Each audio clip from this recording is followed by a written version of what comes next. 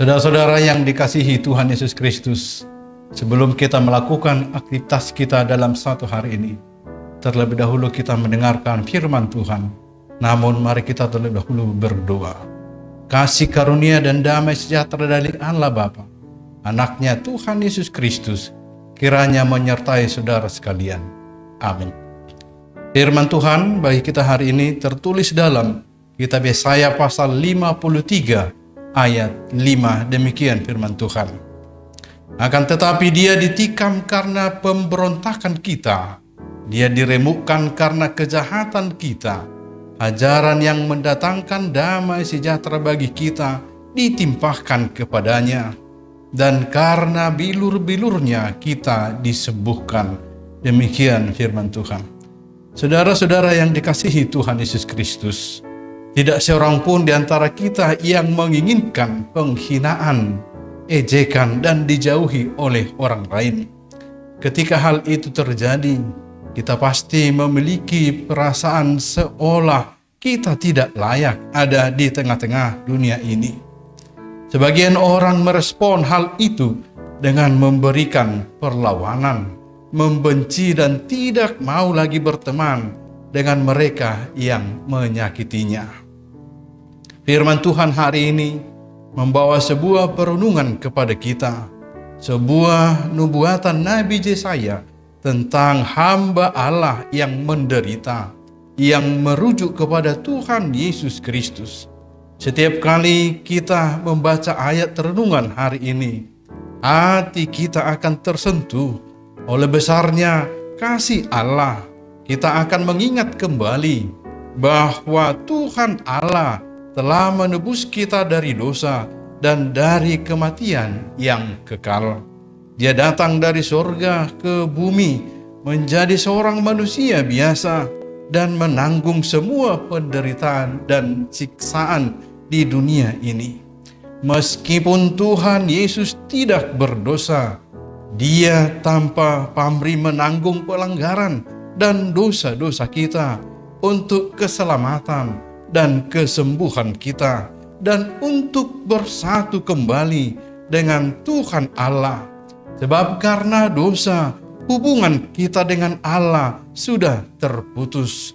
Dia rela menanggung semua penderitaan dan penghinaan, dan akhirnya disalibkan, menumpahkan darahnya yang berharga, membayar harga dengan nyawanya untuk dosa-dosa kita, sehingga dosa-dosa kita diampuni lewat pengorbanannya.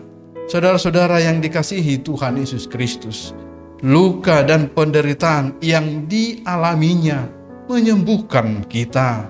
Sesungguhnya pengorbanannya menunjukkan betapa Ia begitu mengasihi kita. Kerelaannya berkorban dan menderita supaya manusia hidup, sebab Ia tidak menginginkan kematian orang berdosa, melainkan pertobatan supaya ia hidup.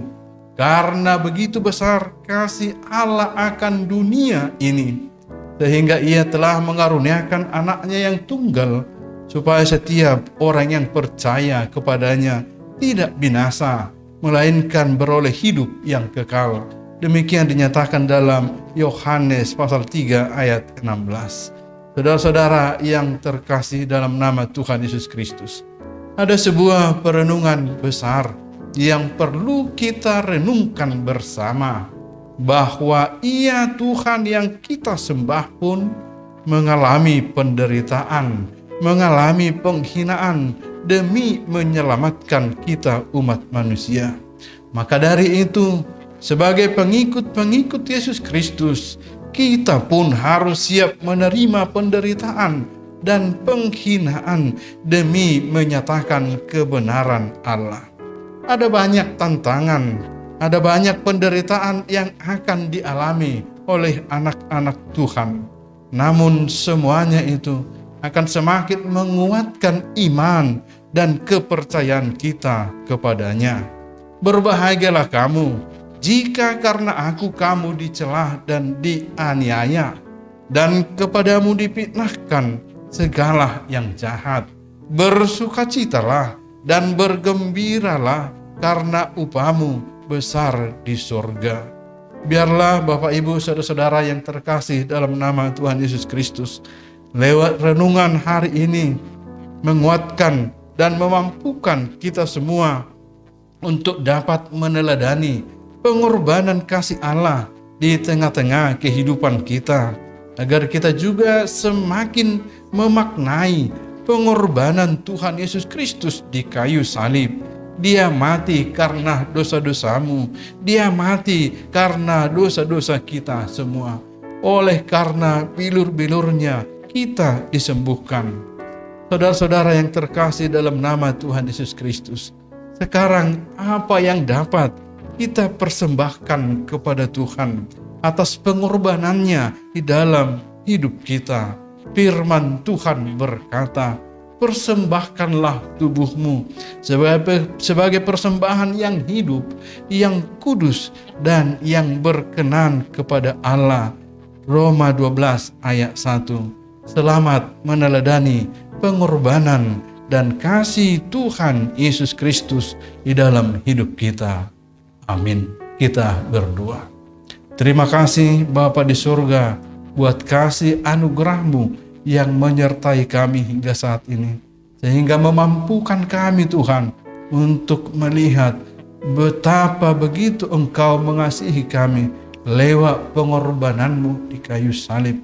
Ajarkan dan mampukan kami semua Tuhan untuk meneladani pengorbanan-Mu, kasih-Mu kepada kami semua umat manusia, sehingga kami pun Tuhan Engkau ajarkan untuk dapat saling mengasihi, untuk boleh meneladani semua yang telah Kau nyatakan di tengah-tengah kehidupan kami masing-masing. Ampuni kami ya Bapa atas segala dosa pelanggaran kami, sehingga kami senantiasa semakin layak menerima berkat-Mu. Amin. Tuhan memberkati. Shalom. Mari kita bagikan renungan harian ini. Tuhan Yesus memberkati.